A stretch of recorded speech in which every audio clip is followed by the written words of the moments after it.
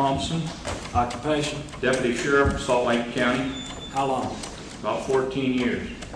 Directing your attention to August 16, 1975. On or about that date, did you have occasion to know one Theodore Robert Bundy?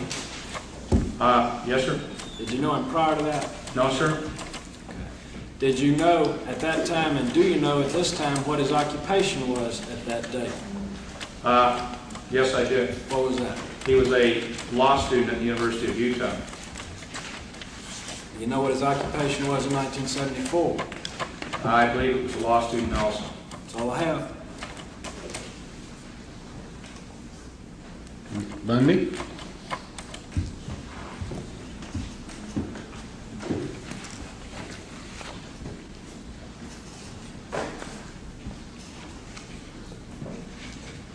Detective Thompson, you say you knew Theodore Robert Bundy on August the 16th, 1975? Around that time I was acquainted with it, yes, sir. Around that time? Yes. On that date? You say for I'm sure? not positive on the date. Well, you give me the benefit of your best estimate as to when you first... The first conversation that I had with you was August the 21st, outside the Salt Lake County Jail. That I'm positive of.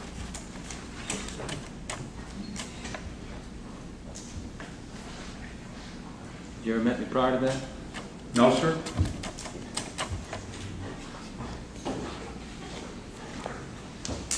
I'd like to... That's all. Thank you. May this officer be excused? Yes, sir. I think you're free to go. That's all I have on the motion, Judge. You have witnesses on the motion? Yes, Your Honor.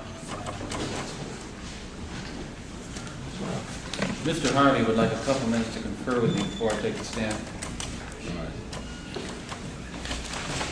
We'll take a 5-minute recess, and you may confer with your counsel as we talk to you. Everybody remain seated. The judge is out of the courtroom.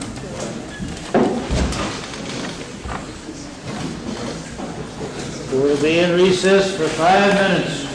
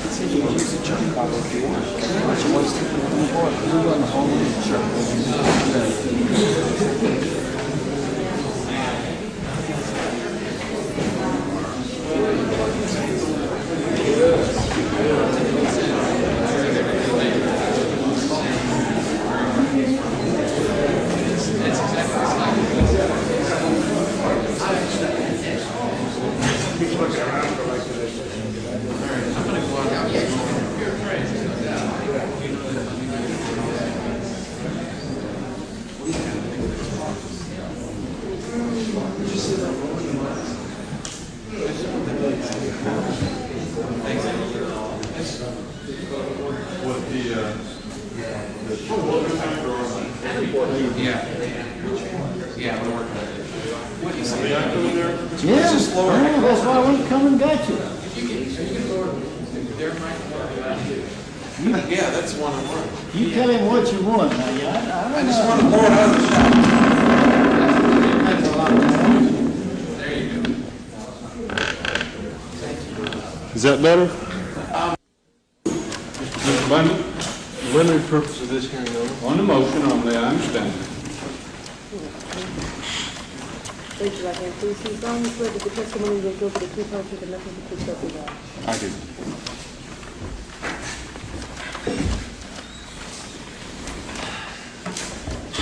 Would you please state your full name for the record? Stipulate that he's Theodore Bundy. Theodore Robert Bundy.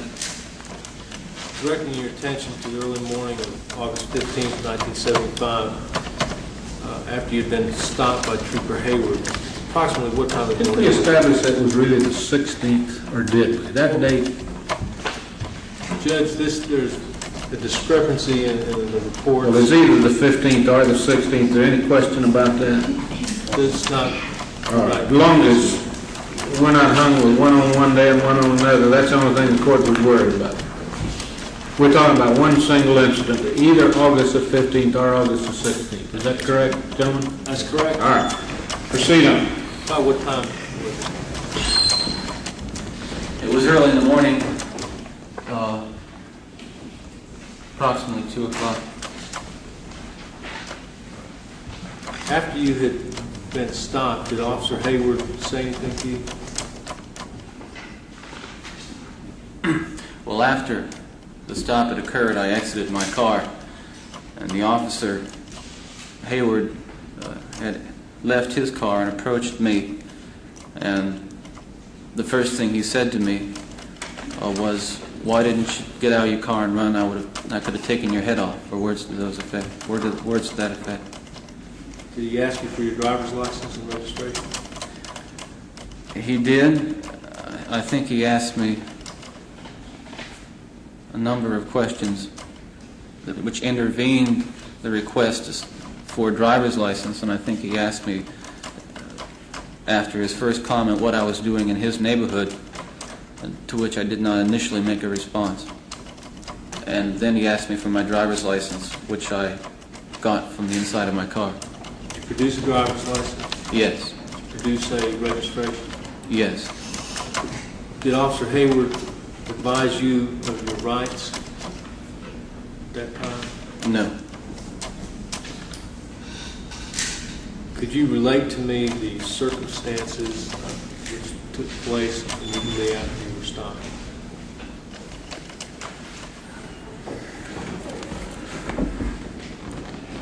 After I gave the officer my driver's license, he went back to his vehicle, as I recall, and leaned in and pulled out the microphone that they use for the radios and came back to me and told me to go stand by his car, which was approximately 10 feet in back of my car. He told me to wait there, and there was an officer, another state patrolman, who was already on the scene. And he told me to stay with the officer. He told the officer to keep an eye on me. Let me back up a little bit. Was Officer Hayward in uniform? Yes, he was. Was he carrying a weapon? Yes, he was. Was the additional officer who had come to the scene, was he in uniform? Yes. Was he carrying a weapon? Yes. How many officers arrived at the scene? Well, they arrived and they left. I'd say that at any one time, there were, at the most that were on the scene at any one time, approximately a half a dozen. Were they all in uniform? All except for Detective Ondrak, who arrived later, who was in plain clothes. What was the attitude of the officers towards you? Well, I testified as to Sergeant Hayward's initial reaction. After he told me to stand by his car, he proceeded to my car and he began to walk around it, shining his flashlight through the windows and peering in through the windows. The officer that I was standing with next to the patrol car began asking me questions, asking me what I was doing in the neighborhood, why I was there, so on and so forth. Did any of the officers read you any rights, advised you the right to remain silent at that time? No. Did anybody advise you of the right to have an attorney present if any questions take place? No. Anybody advise you that you have the right not to talk to us? No. All right, and then Officer Hayward was looking in the car with a flashlight? Yes. And then what happened next?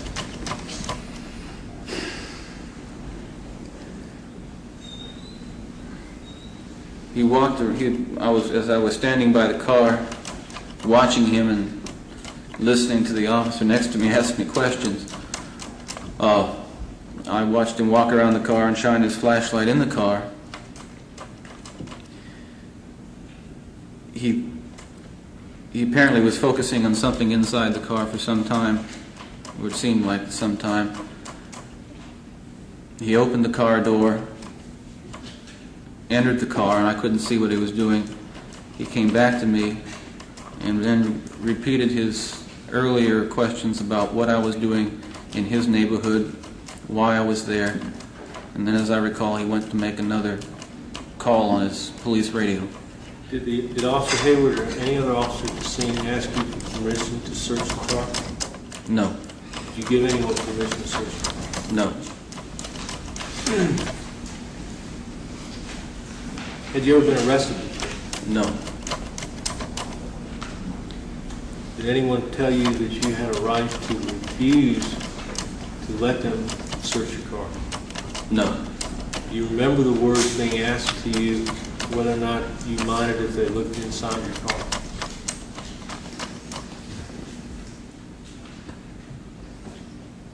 I can't recall a request to search my car, and the words, whether or not they asked me if they could look in my car, is something I don't recall or construed as a request to search my car. Do you remember telling any of the officers that they could look in your car? No.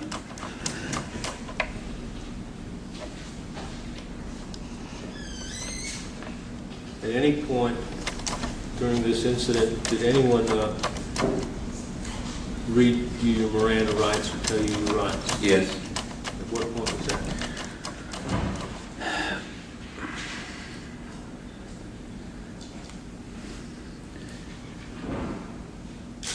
After Sergeant Hayward had searched my car and called in another officer to come in, and after my car had been thoroughly searched by the other officers, Detective Ondracht approached me at that time and informed me that he was going to seize certain items from my car, and told me that he was going to attempt to get a warrant or a complaint or something of that type against me for possession of burglary tools. At that point, Sergeant Hayward or another officer, I'm not sure, searched me for the first time, handcuffed me, put me in his vehicle, read me the rights off a little card he carried on his console, and drove me downtown to the Salt Lake County Jail. It was after the search had taken place Yes. and after the items had been seized. Yes.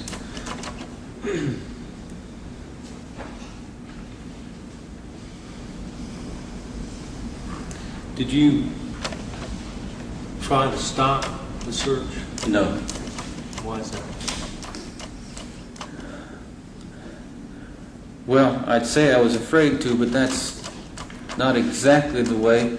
I mean, it's not that I was quaking in my shoes. I felt that I couldn't stop them from doing what they were doing, that they were going to go ahead and do it no matter what I did. They were intent. The questions from Sergeant Ondracht and, Sergeant Hayward and the other officers at the scene indicated that they believed that I was involved in some sort of activity, and they were hostile about it. The questions seemed hostile to me, indicated to me that they were going to do damn well what they pleased, and I did not. You didn't see any point? There was no point. I didn't see how the heck I could stop a half a dozen uniformed armed officers from searching my car. They didn't ask you for your consent? No. Objection to broad. Let me ask you to see if you do you have anything else? I think that about covers it. I have no further questions. Mr. McKeever? Thank you, Judge. Just a couple of things. That's not the first thing you told Hayward, though, when he asked you what you were doing in the neighborhood, did he? What? Excuse me? He asked you what you were doing in the neighborhood, and you didn't tell him right off what you were doing in the neighborhood, did you? I told him what I responded to his question. I understand. What was that response? As I recall, the response, I don't know when it occurred, was that I had been in the neighborhood to the drive-in movie. Good one.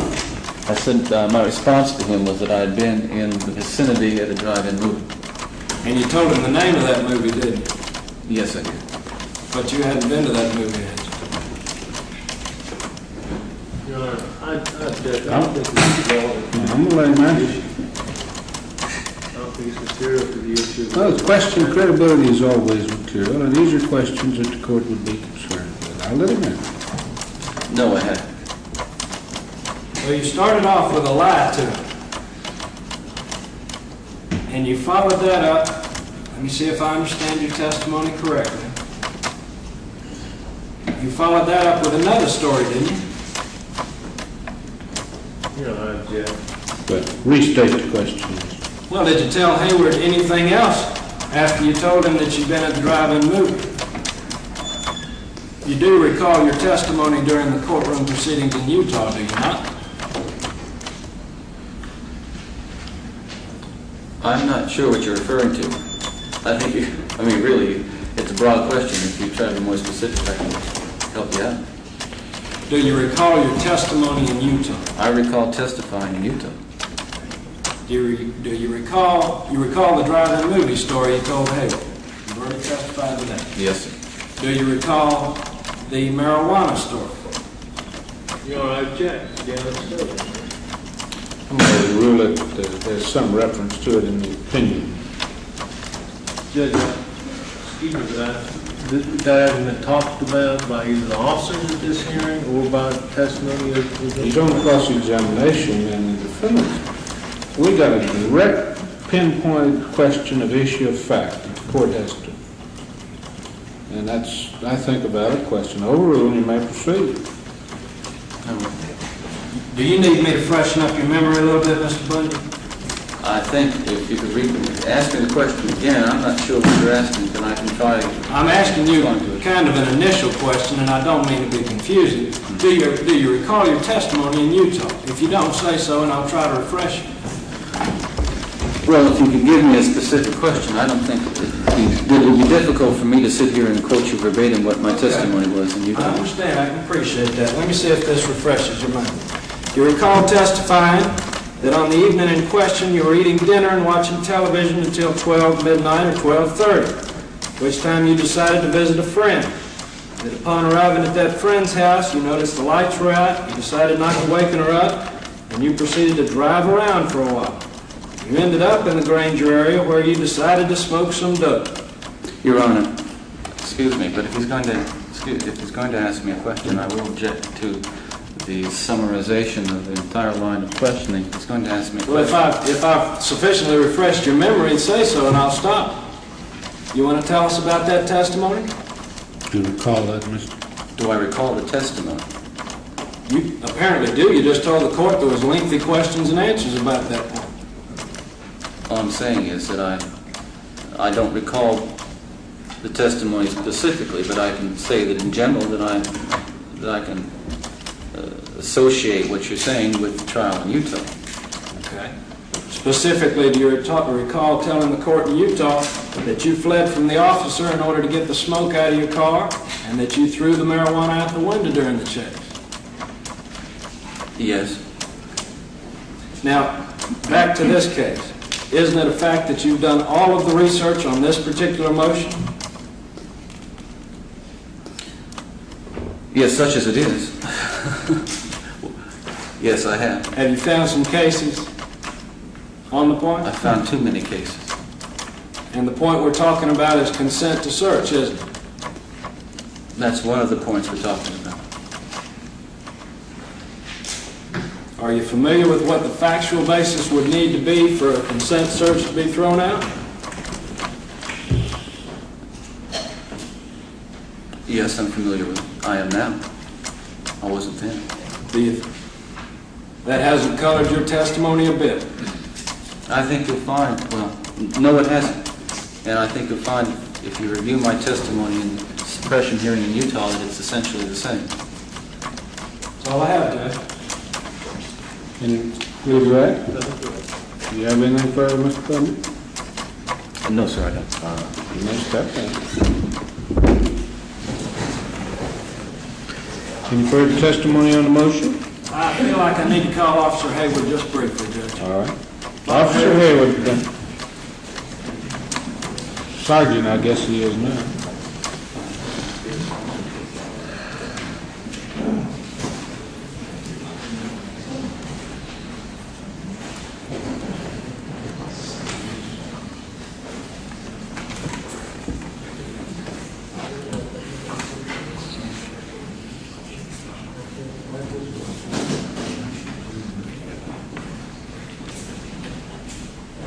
You don't need to re-swear this witness. No, sir. Step out of the witness stand, sir, and be seated. You previously sworn, Sergeant. The oath is still applicable. You may proceed, Mr. Thank you, Judge. Sergeant, are you familiar with the smell, the odor of marijuana? Yes, sir. How long have you had some experience in this odor? I had 3 years, just prior to this date, of alcohol and drug enforcement, drug drivers in the state of Utah. During the time you were in Mr. Bundy's car on this particular evening, at any time did you smell the odor of marijuana?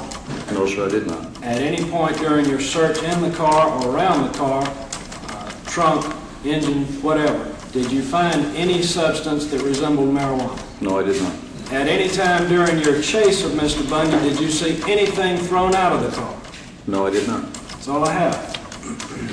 And redirect? Or cross, excuse me?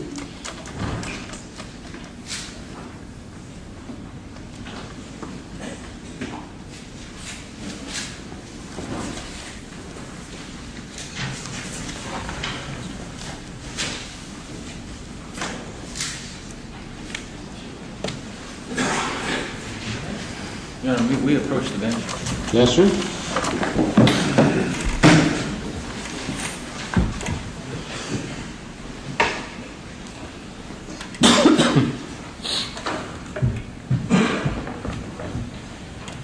I have no recross. This way is recross. I'm just let cross on the but one matter that I'd like to just procedural matter. His report into evidence for this here. This is police report.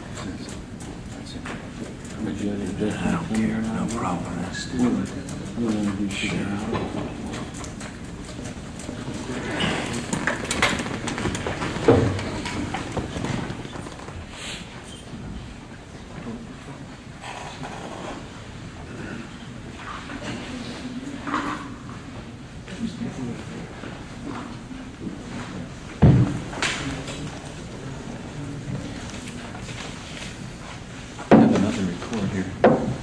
You marked his report on your...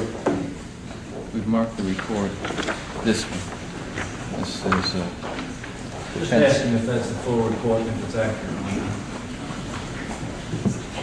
Sergeant Hayward, I'm showing you a document list marked as defendants proposed exhibit A1 identification. I ask you to identify that, please.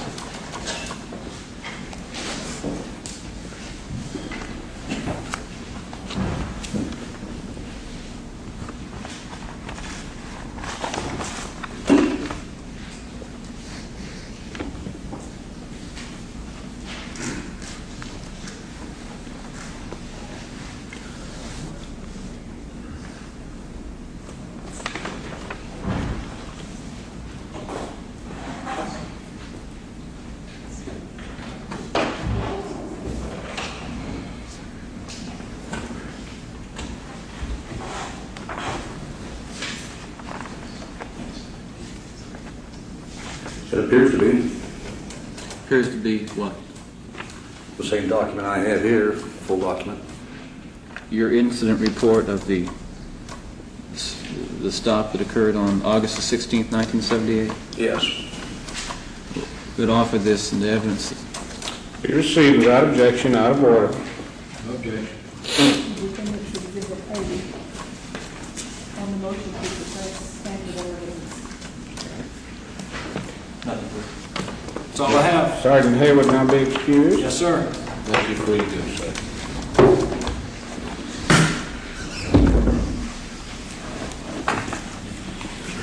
Defense have anything further on the motion? Nothing further, Your Honor. State have any other rebuttal? No, sir. Motion's closed. And gentlemen, I'm going to take argument on both of the motions to suppress. In either procedure that you want to go by, you may take the state would argue first. Go ahead. Judge, may I ask? Motion to suppress what now? Is this motion to suppress Nina Neary's testimony also? Yes, sir. All right, I'm going to have to gather my troops. Are you prepared to argue on this one first, then?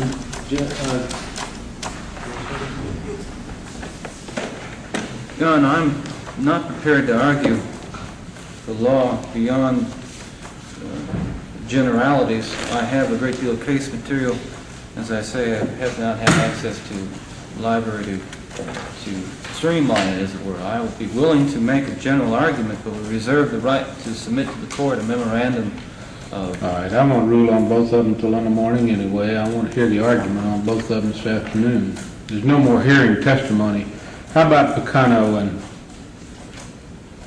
As I Do understand, that during trial if you want to, Judge. I thought we had reserved that for during the trial. This is all the testimony to be taken on a motion. yes, sir. No, The sir, rest we have some statement testimony that you need to hear and some more Williams rule. Well, we've got some William Rule questions, but they primarily will be not witness testimony, as I understand. You do have some short testimony. All right. Well, let's take these two motions to suppress from that order. Are there argument on them now, and then we'll... Judge, will you give me a chance to get Mr. Haggard? Yes, I think you should, and we're going to proceed now with the argument on the Granger, and Mr. Bundy, you may proceed.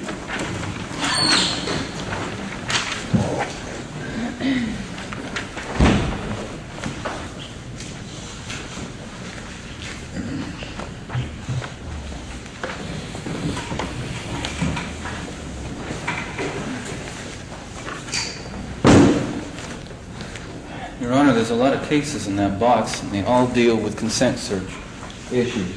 Yes, sir, I'm sure that there's probably that many more that you've missed. And I've missed quite a few. We're only dealing with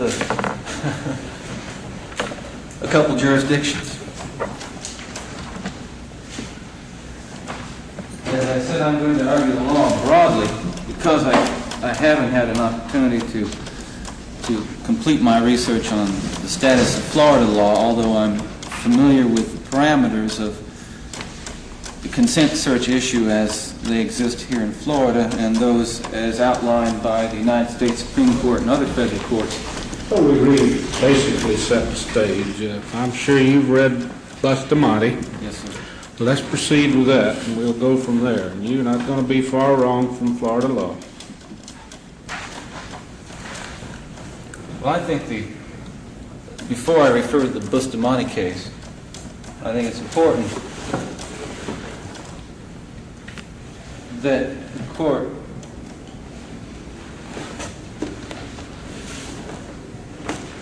be put in a position of determining whether it's Florida law that applies or the law of the state where the search occurred. And of course, I would argue that from the integrity of this court and the integrity of the court of Florida, that the conflict should be resolved and in the manner of adopting the law of the forum state of Florida to determine whether a consent in the search that we've heard testimony in today was freely, voluntarily, and knowingly given. Well, you've got more of a basic threshold argument as far as that is concerned.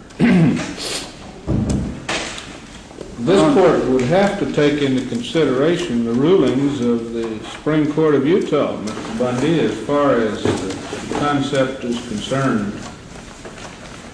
And the only collateral attack, or something in the nature of a collateral attack, would be a federal argument.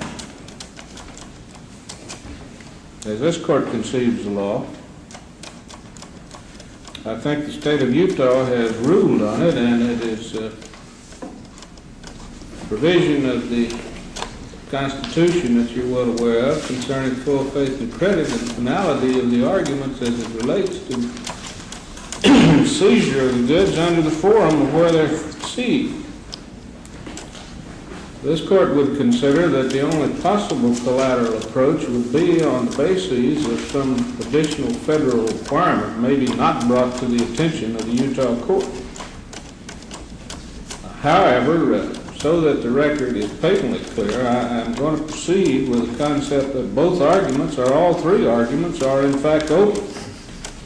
And I'm not going to close you out on that. Brevity has never been the keynote of this trial and probably never will be. So I'll hear whatever you have to say. Well, I think, and I will do my best to acquaint the court with issues that are directly involved in the search, which did not come to the attention, or I would tell the court that these issues did not come to the attention of the Florida Supreme Court, or the Utah Supreme Court. However, I understand that the court has read the Supreme Court opinion, the Utah Supreme Court opinion, and will simply direct the court's attention to the findings of Chief Justice Ellett. And Chief Justice Ellett did not find that the search ruled on by the trial court was legal. The legal finding of Chief Justice Ellett in State v. Bundy was that there was evidence sufficient to justify the judgment of the court. It does not speak to the standards of law in Utah or anywhere else as applied to search and seizure, and the search and seizure issue involved in the Utah case. I think what we have here is simply a badly written opinion, and one which is self-evident, relies on virtually no case law, and a very highly complicated appeal. And so I will say only that I don't believe reading of the Supreme Court opinion is dispositive or in any way persuasive in determining the legality or illegality of the search that occurred, and it's the subject of this motion. Let me go to the Bustamante case because it's so often referred to and because it's so important in consent search cases. And I think that this court must first recognize that in the Bustamante case, the United States Supreme Court narrowly decided the issues before it and concluded that its ruling on whether an advisement was necessary. She has them. Where is the lady? Pardon? Where is the lady? Where's Mrs. Mary? She's right across the hall. Does she have photographs with her or clippings with her? I don't know. You'll have to ask her. She might have them in her purse. You want to let this young lady step down from the stand and bring her over? If they're of some benefit to us, if you can get them for us, Mr. Simpson, All I was going to suggest is we've already given them copies of them. They can use the copies as well as the originals. whichever one you have. Our copies are full, Your Honor, but Well, why don't you ask the lady to bring them over? We're not before the jury, and the court could glean something from them, maybe. Would you temporarily excuse this lady for the rule and let her sit here and identify the public? Bring Mrs. Neary over. Lady, if you step down and sit right there, it'd be fine.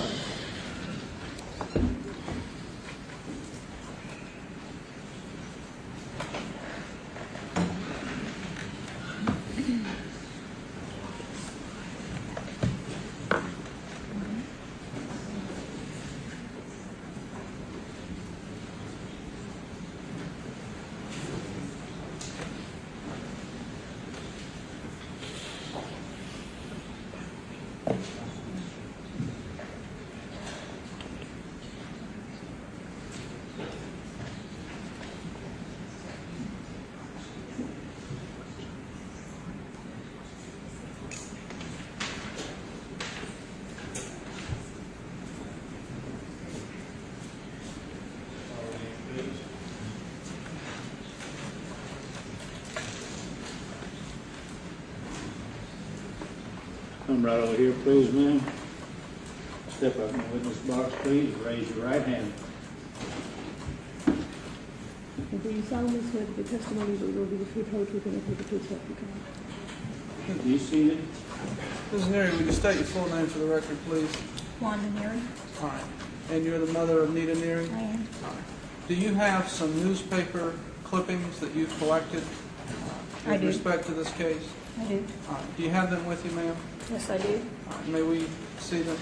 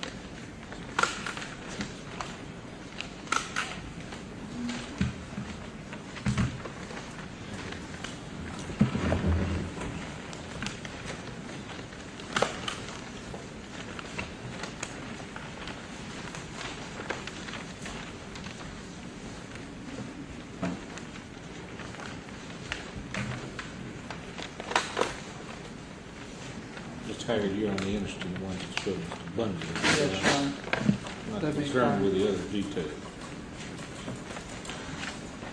Other than to show reading content, Your Honor.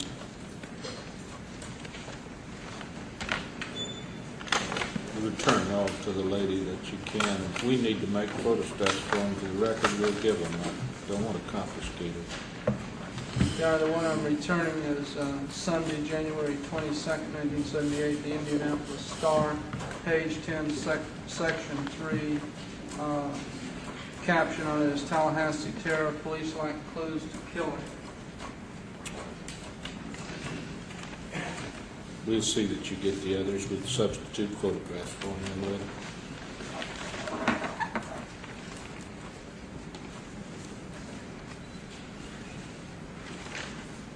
Could we have this one just photocopied for the record? Yes, we can. All right, We I certainly don't need can. it in as an exhibit. That's fine. Yes, Mark. We'll photostat and substitute the photostat for the original and return the original to Ms. Neary.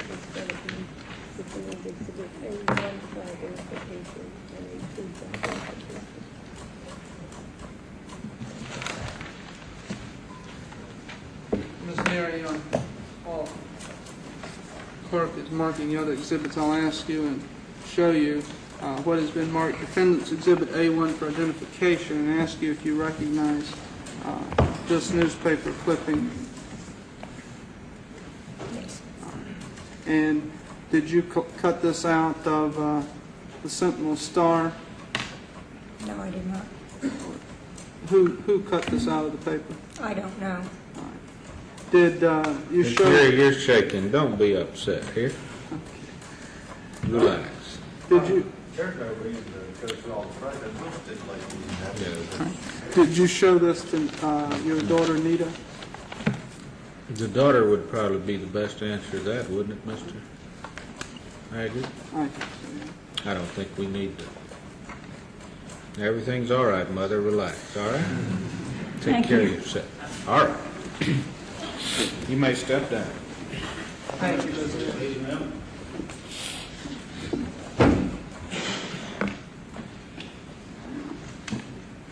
Young lady, please take the witness stand.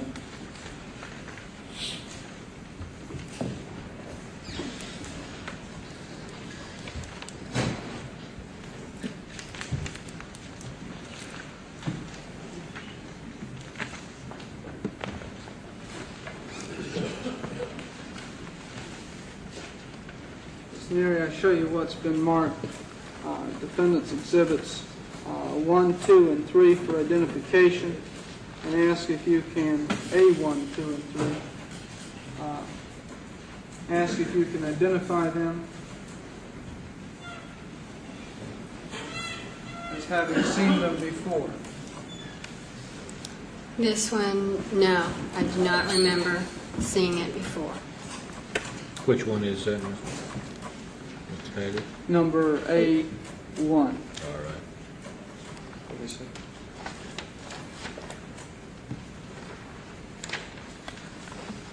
This one, yes. This is the series I was talking about where each one looks different. What number is that? A2. And A3. I don't remember. It's looks like the same series there. I might have seen it. I don't really remember. But I might have seen this one, but it's the same pictures as this. Did your mother have any other pictures than these? I don't know. Well, how long has your mother had these pictures? She's had them for a while, for when the papers started coming out, but she kept them in an envelope, and after I had seen the series of 6, I was advised not to look at any more pictures in the newspaper or on television, and so I stayed away from them.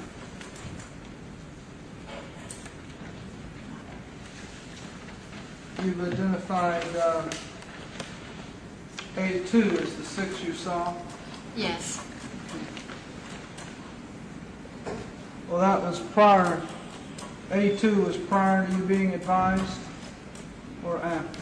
Yes, prior. What is the date of that, Mr. Haggard? February 19th, Your Honor. All right. Did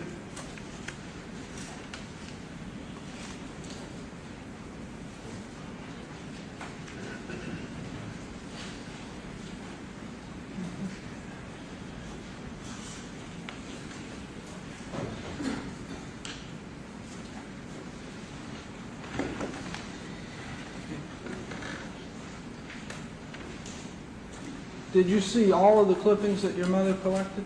No, I did not. Did you see these that she brought here today?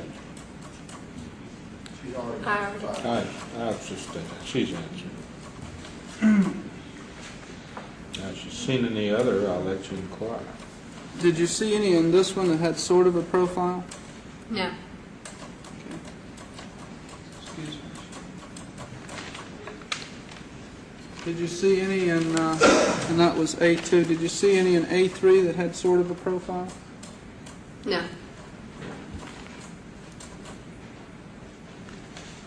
Do you recall telling Detective Bodiford that you had seen sort of a profile on March 14th? Objection, down lady present. Lady present. You call this question by Mr. Bodiford. Did you recognize him?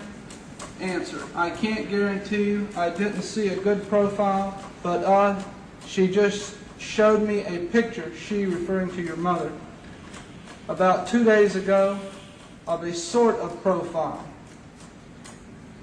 Recall that? Vaguely.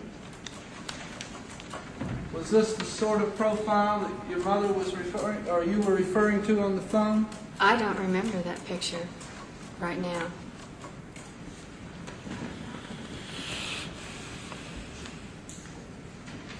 It was in your mother's possession, was it not? Objection. No, that's no test of her recollection. What is the date of that? The date, Your Honor, is 2 days after Exhibit Well, A2 never mind there. what A2 and that. What's the date of that? February 23rd. Thank you, sir.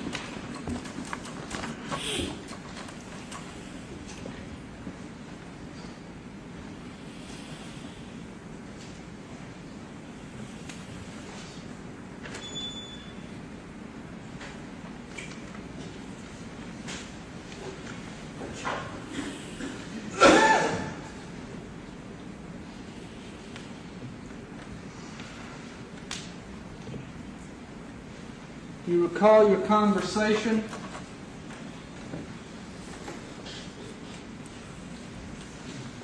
Your Honor, so I can refer to the one I referred to as sort of a profile as A1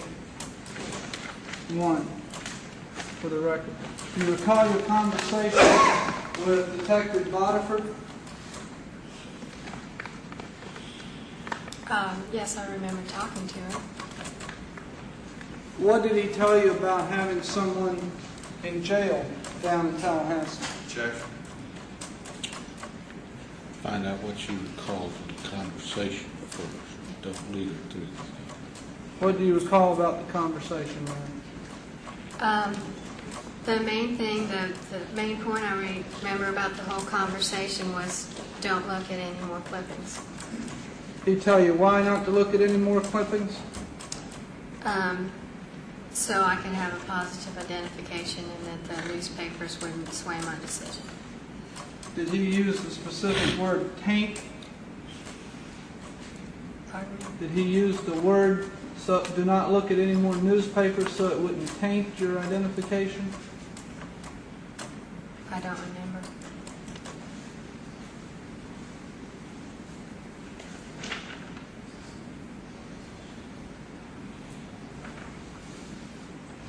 Do you know whether he discussed that with your mother? Objection. Sustain.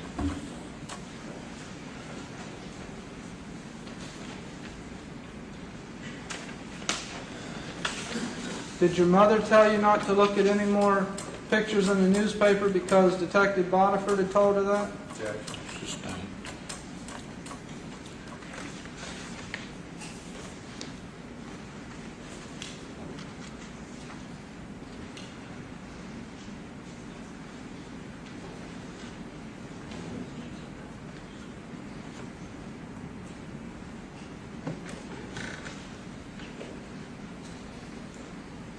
Do you remember your mother showing you any newspaper photographs in the car?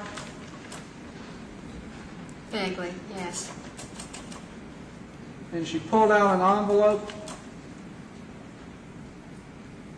No, I don't remember the envelope. Where were you driving to? I believe we were going home. We were downtown Aurora somewhere. We were driving home. Did you say to her that it looked like the nose, but it was still not a good profile? Sustained.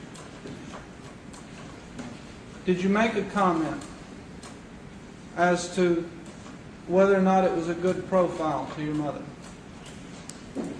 I remember.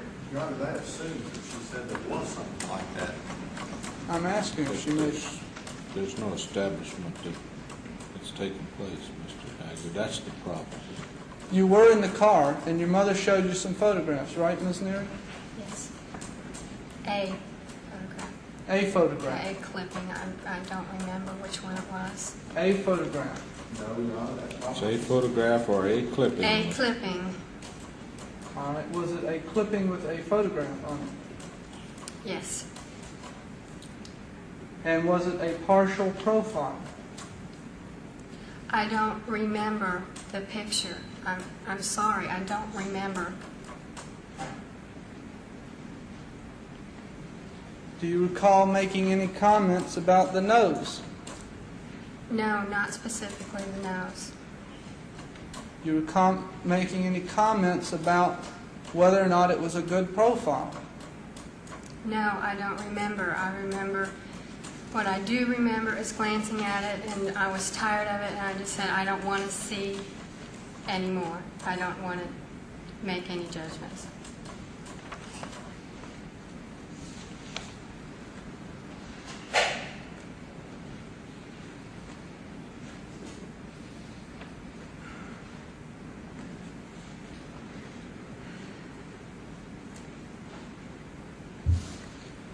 Do you recall saying anything to Detective Bodiford about any resemblance of the newspaper photographs to the man going out the door?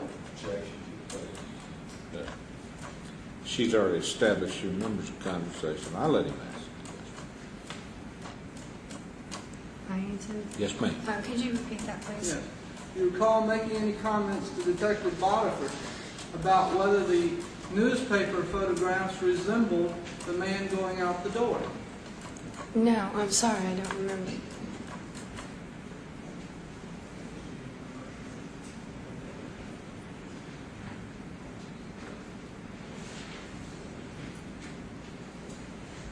Do you recall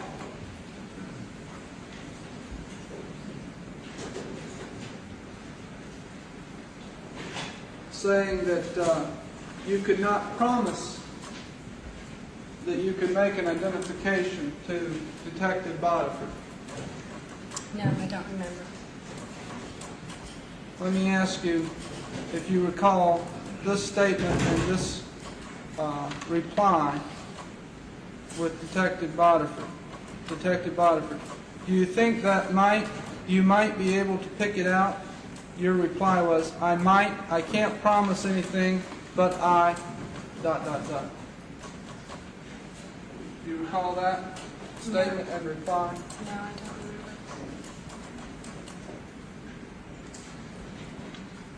remember. And continuing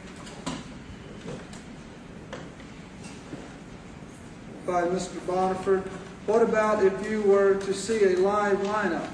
And your reply, well, again, I can't promise anything, but it could, ... Do you recall that? No. Pardon? No. And your reply again, you know, I hate to promise anything I can't, you know. Do you recall that? Well, these statements just being taken out of context. I'm not sure the witness was not about. If they're read out of context, make your objection timely. I don't have a copy of the document he's reading from, Mr. Simpson.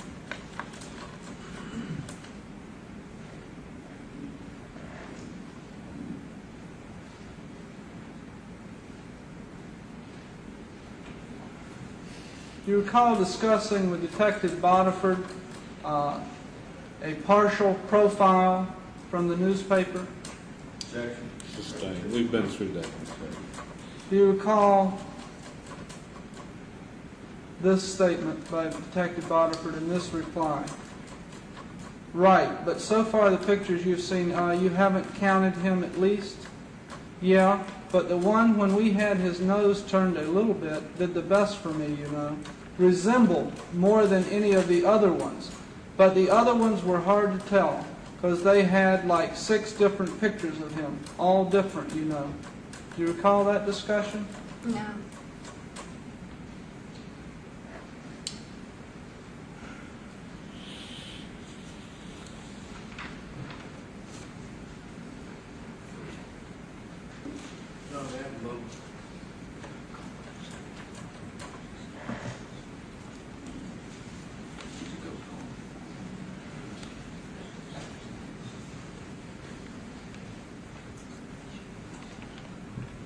Your Honor, Mr. Harvey says my secretary called over, there was some emergency in my office.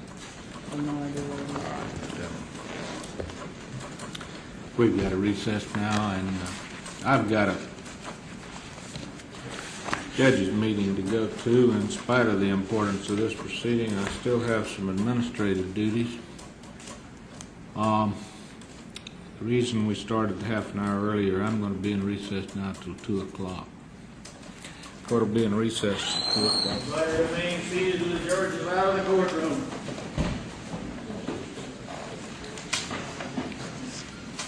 We'll be in recess until 2 o'clock.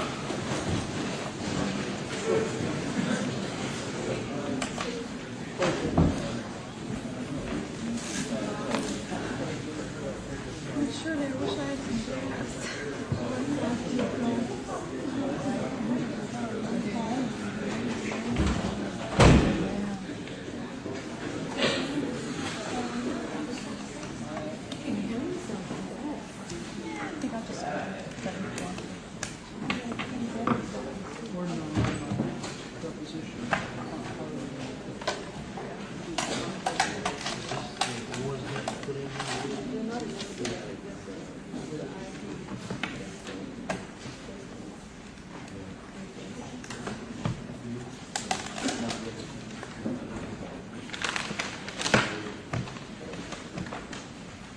I was supposed to get gas yesterday, we got no recess at all, and now I can't get gas again until tomorrow, because I know nothing's new from tomorrow.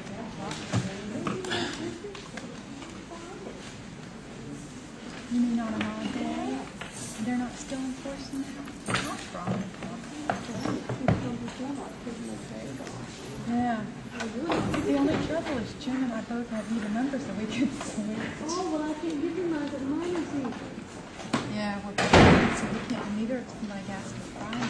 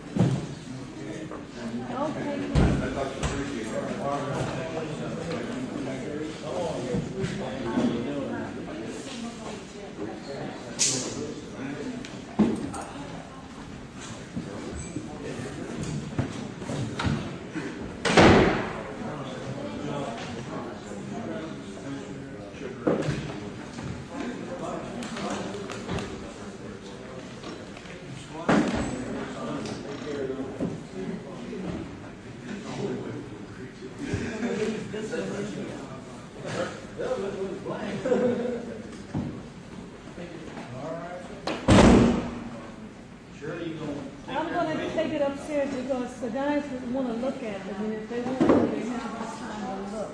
Okay. Stick 'em on. Which way you want to go? I could. You want to go front? Come on. Well,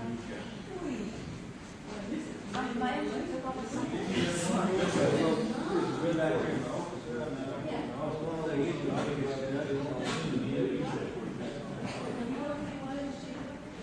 I'll see you Tuesday. Take care.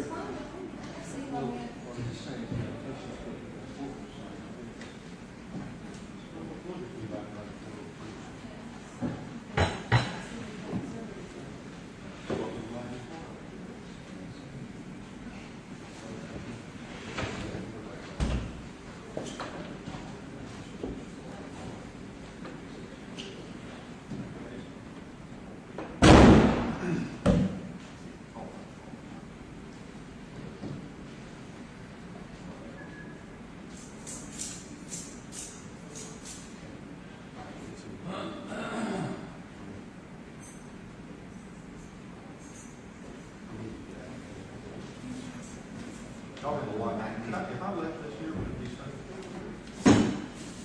I know it is good.